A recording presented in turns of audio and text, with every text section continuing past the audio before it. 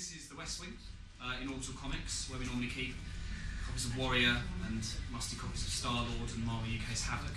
So that's how much we think of you.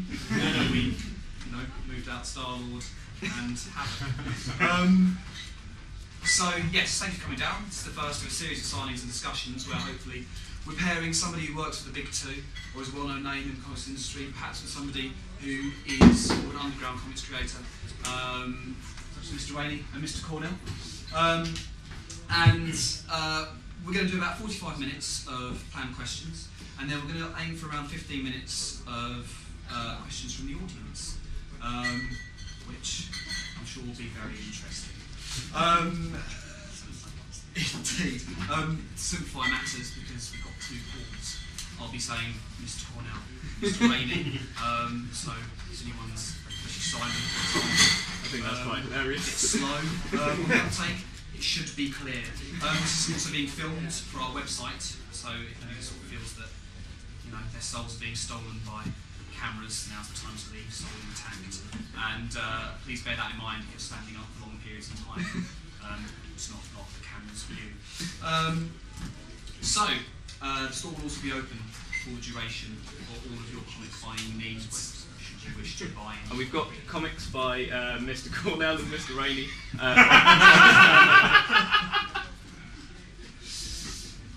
Okay, and so now I'll introduce the two Pauls, even though I'm sure you are aware of their work already. Hello, I'm Mr. Cornell. Mr. Cornell. Multi-talented writer of prose, comics, radio, drama and television.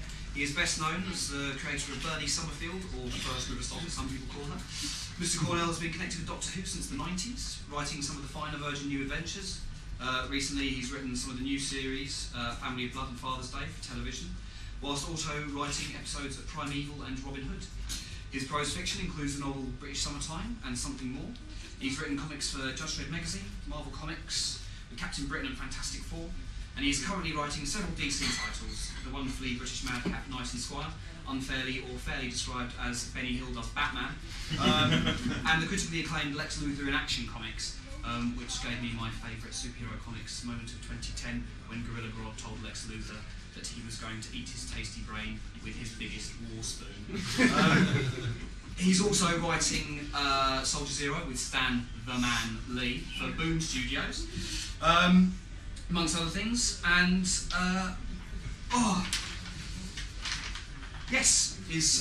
currently on an exclusive contract with DC Comics. This is Mr. Paul Rainey. Indeed. He's an illustrator and cartoonist who, alongside producing illustrations for several books, has written probably my favourite comic of the last few years.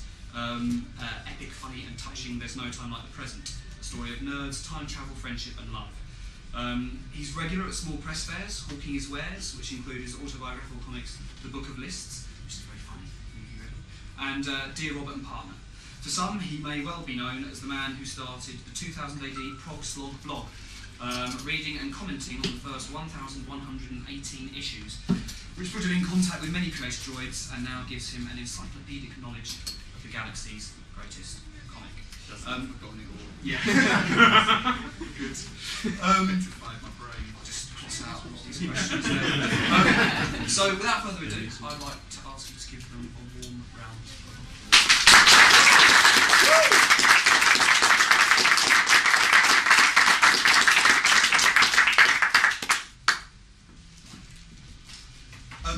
My first question is a rather broad one. It's basically, what are your earliest memories of comics? How did you get into comics? What comics did you enjoy as children? Mr. Cornell?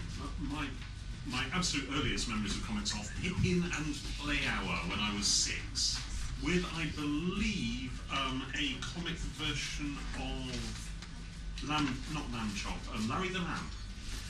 But no, let's fast forward to the exciting stuff.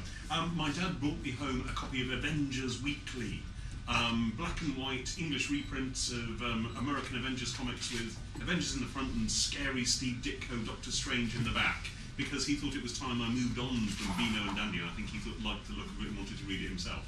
And so I was really hooked, and Stan Lee basically taught me to read. As I told him, it made him feel really old. And he's 89, it's extraordinary.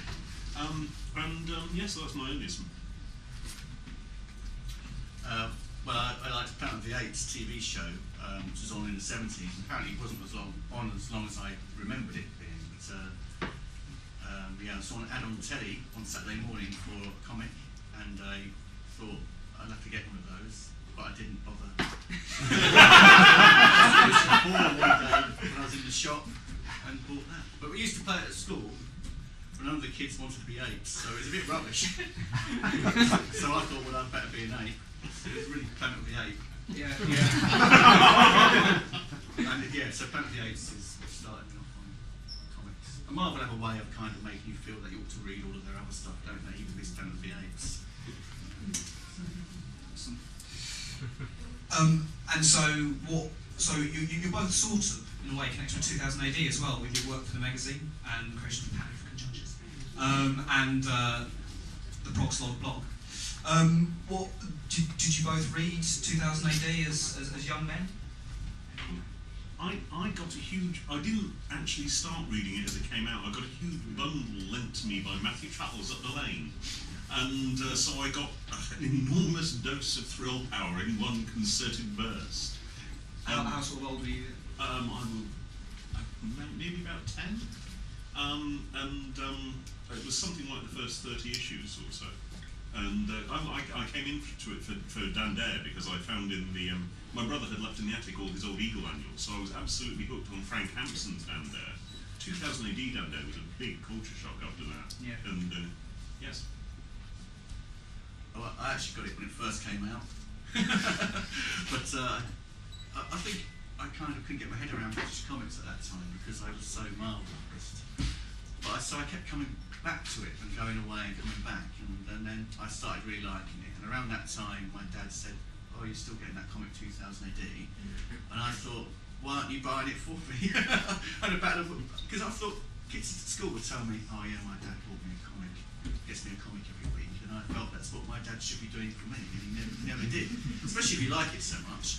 So basically, I denied myself 2000 AD for probably several years, unnecessarily, and then when the Queen started, by that point I was a huge Alan Moore fan, so I started buying it and I absolutely fell in love with it and reread pretty much all the Notorious strips in reprints and whatnot. Yeah.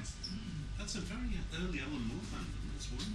Well, I think I bought Warrior when it came out, so Right. I remember finishing it and going, "Oh, I really like Marvel Man, I really like V for Vendetta, I wonder who they're written by." I don't know. And obviously Captain Britain did as well. So.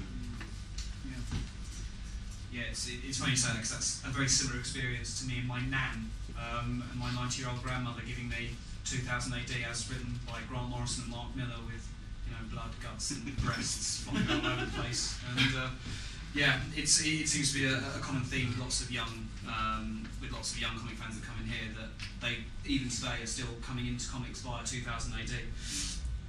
So when did you first get ideas about actually making comics? Were you just interested in writing first, or was it an early memory of really actually wanting to write comics themselves? I used to draw my own comics in biro, and I'm still not one of those creators who can draw a bit. I can't draw at all. It's pathetic. But my early Frank Miller and George Perez influenced biro sketchings are still somewhere at the bottom of the drawer. Probably better than you think you are, though, I think. Maybe.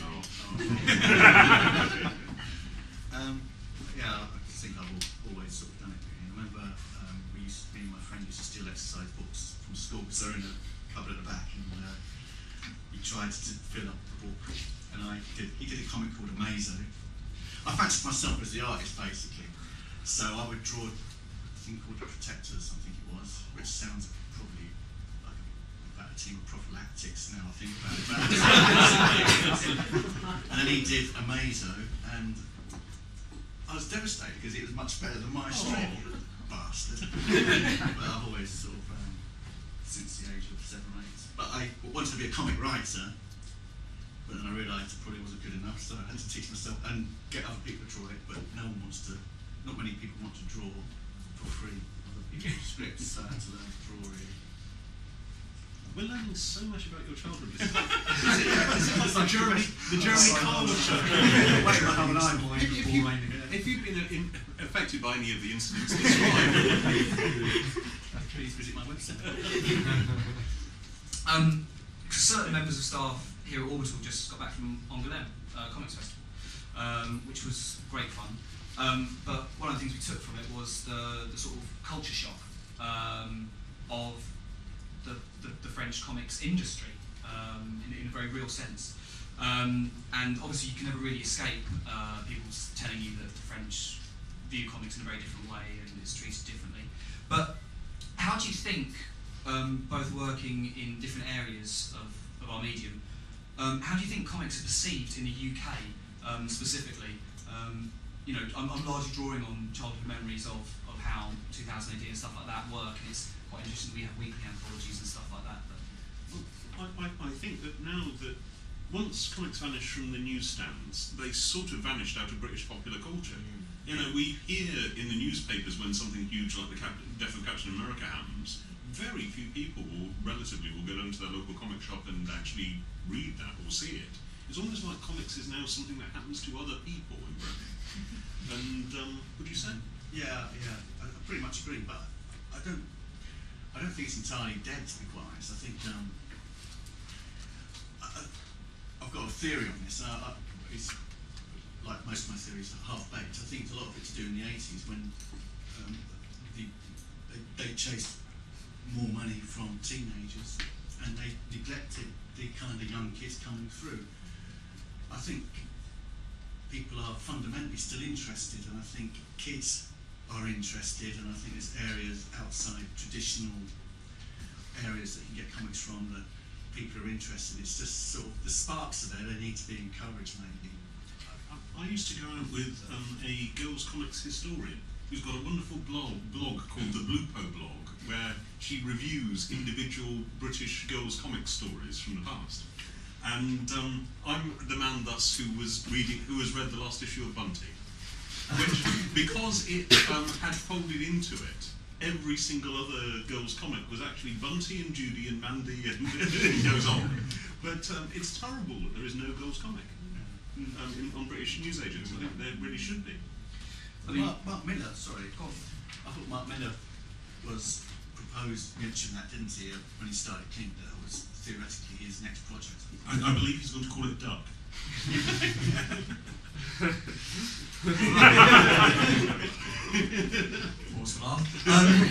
Yes, you touched on it briefly there with newsstands and potential girls' comics. But you talked about fanning sparks in order to create flames. That could be the name of the girls' comic. See going across his face when he says it. Do you have any ideas about things that could help to fan those sparks currently? Any problems that you see with how comics are perceived in the UK? I think the audience would quite like to see some comics. You know, I don't think there's any anti-feeling. It's just the fact that shops like this, of course, will help with this. That you'll get actual passing trade. People will wander in. I'm sure you get this all the time. But it would be nice if that could be more widely, reflected in the modern culture. I wonder if 2000 AD gets much take up on its digital subscriptions. I wonder if people are starting to do that in the mainstream. Yeah, you don't tend to hear about that, do you? I remember it got launched, but I haven't heard anything since. So I don't think newsagents. I thought for ages newsagents were the way that maybe comics could be forced on people, but Commando still does great. yeah. The bi-weekly British comic that's been running forever. Yeah. I generally think that people want it. It's just finding.